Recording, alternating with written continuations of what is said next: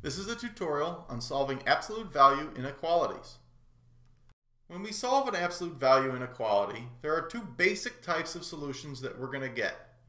And the first types of solutions that we get are from when we have a less than sign or a less than or equal to sign. So let's look at our examples and see what happens. Here we have the absolute value of x is less than 5. Now, if we had an equation, say the absolute value of x was equal to 5, and we dropped our absolute value, we would have to consider both the positive and negative versions. So we would have x is equal to 5 and x is equal to negative 5.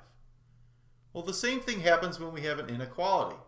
When we drop this absolute value sign, we have to consider both the positive and negative versions. So we would end up with the equation x is less than 5 and x is greater than negative 5. Now notice on the positive version, we kept our inequality sign. But on the negative version, we switched our inequality sign. We went from a less than to a greater than sign.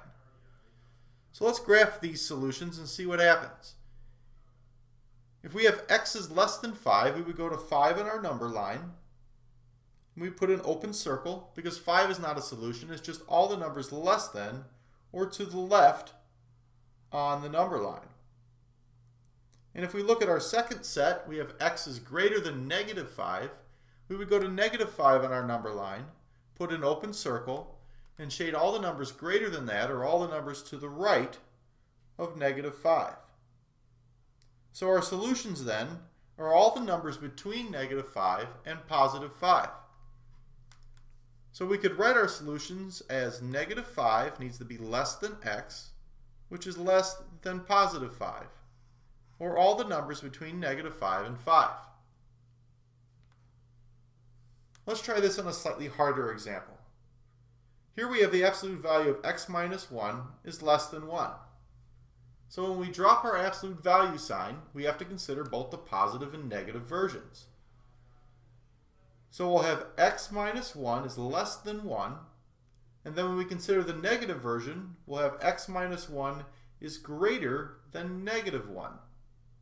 Notice I switched my inequality when I was considering the negative version. Now we solve each of these. The first one, we just add 1 to both sides, and we'll get x has to be less than 2. And on the other equation, again we'll add 1 to both sides, and we get x is greater than 0. So let's graph these two. We have x is less than 2, so we put an open circle at 2.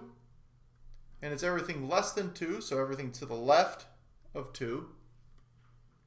And then our second set is x is greater than 0, so we put an open circle at 0. And everything to the right or greater than 0 is a solution. So it's all the numbers between 0 and 2. So our solutions then are 0 has to be less than x, which is less than 2. Now the next set of inequality solutions comes from when we have a greater than sign or a greater than or equal to sign. Our first example is the absolute value of x has to be greater than 4. Now again, I have to split this into the positive and negative versions when I drop my absolute value sign. So we'll have x is greater than 4 and x is less than negative 4.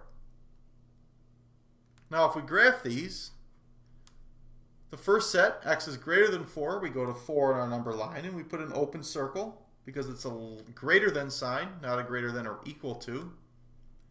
So that's all the numbers to the right or greater than positive 4. And then our second equation here, or inequality, would be x is less than negative 4. So we go to negative 4 in our number line. And it's all the numbers less than that, so we have an open circle and we shade everything to the left. So now if we look at this graph, there are no numbers that will satisfy both of these solutions. So our final solution set then is x is greater than 4 or x is less than negative 4. Our second example here is 3 times the absolute value of x plus 2 is greater than or equal to 9. Well, our first step is going to be to isolate this absolute value. So we're going to divide both sides by 3. If we do that, we'll have the absolute value of x plus 2 is greater than or equal to 3. Now when we drop our absolute value, we consider both the positive and negative versions. So we'll have an x plus 2 is greater than or equal to 3, and an x plus 2 is less than or equal to negative 3. Again, notice I switched my inequality sign when I was dealing with the negative side of our absolute value. Well, now we have our two equations and we can solve them. We'll subtract 2 from both sides from each one of these, and we'll have x is greater than or equal to 1, or x is less than or equal to negative 5. Now if we graph those, x is greater than or equal to 1, we put a solid point at positive 1 because it's an equal to, and then it's all numbers greater than that, or all numbers to the right on our number line. And then our second set, x is less than or equal to negative 5, we put a solid point because again it's an equal to, and it's all numbers less than that, or all numbers to the left of that. Again, notice that there are no numbers that satisfy both of these inequalities. So our solution then would be x is greater than or equal to 1, or x is less than or equal to negative 5. Now what's important to realize here is whenever we have a greater than sign, we're going to get a compound inequality that has an or. And whenever we had a less than sign, or a less than or equal to sign, we get a compound inequality that has an and.